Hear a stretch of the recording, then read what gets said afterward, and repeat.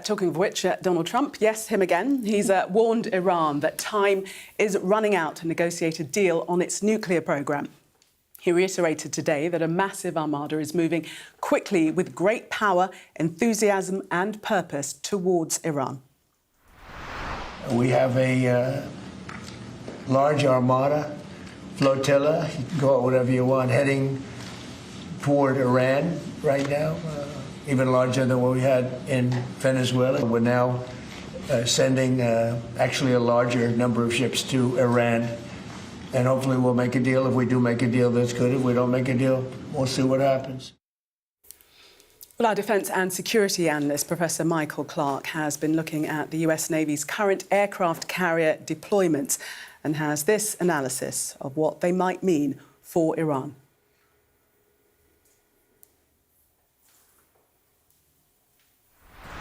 If we look at the current positioning of the US Navy's aircraft carriers, it gives us a sense of the power the Americans have around the globe and what Donald Trump just may be thinking in relation to Iran. So, the carrier, the USS Roosevelt, has been spotted leaving its base in San Diego in California. Now, this could be to relieve the USS Washington, which is in the Sea of Japan. It's on a permanent deployment there. And the Washington could be going back home because the Roosevelt arrives, or the Washington could actually go to the Middle East. Or maybe the Roosevelt should be heading to the Middle East itself, though it would take it a long time to get there from California. But that's what we know is happening. A second US carrier, the USS Eisenhower, has also been deployed from Norfolk in Virginia. Now, the original idea seems to have been that it would relieve the USS Ford, which is in the Caribbean. The carrier George H. Bush was in the Western Atlantic, looking as if it was preparing to do that, but that is returned to Norfolk, possibly due to a technical problem. So perhaps the Eisenhower, instead of relieving the USS Ford in the Caribbean, might be going across the Atlantic into the Mediterranean itself. The USS Ford, which was used in the operation to capture Venezuelan President Nicolas Maduro, and that would normally be rotated about now, sent home. But given the events elsewhere, the US Navy may choose to leave it in position just a little while longer.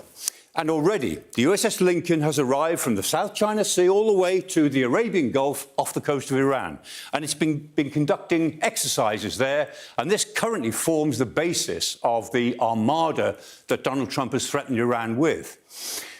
That now means that 5 of the 11 carrier strike groups the US has are now at sea on operations. And it looks as if the US wants to give itself the option of having a second or even a third carrier strike group somewhere in the region within operational reach of Iran sometime in the next week to 2 weeks. Not the least significant is the arrival from the United States of more combat aircraft. F-35s are confirmed flying via the US Air Base in the Azores, the archipelago in the North Atlantic. And F-15s appear to be on their way into the theatre as well.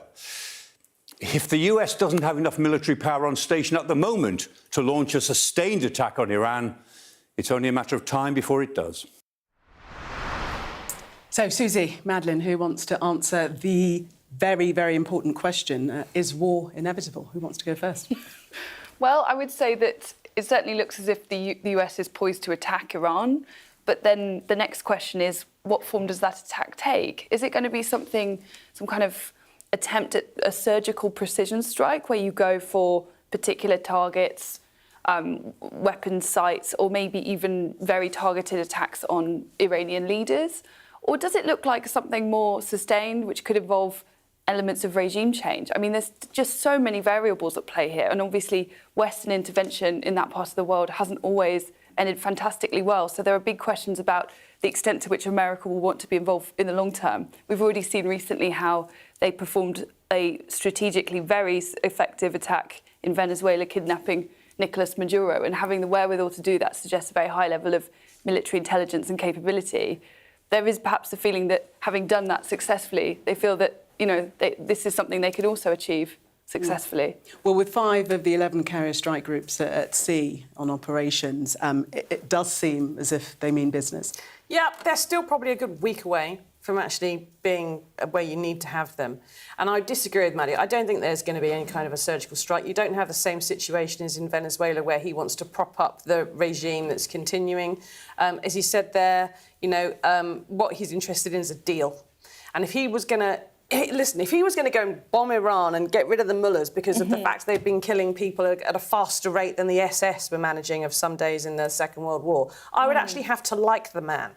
As it is, that's not what he's going to do. He's posturing, he's putting all his tanks on their lawn, and he wants to do a deal over oil and the nuclear project. They've been rebuilding the nuclear sites that he didn't bomb very successfully last time, and he wants to do a deal for a huge amount of resources, which at the moment Russia's getting a lot of the oil out of there. It's as simple as that. When he gets that deal, he's not going to care how many protesters have been murdered, how many young women have been abused and raped in custody. Well, he had previously said that he was coming to their aid. And then he just sat on his hands. And they needed him. They needed him a week ago.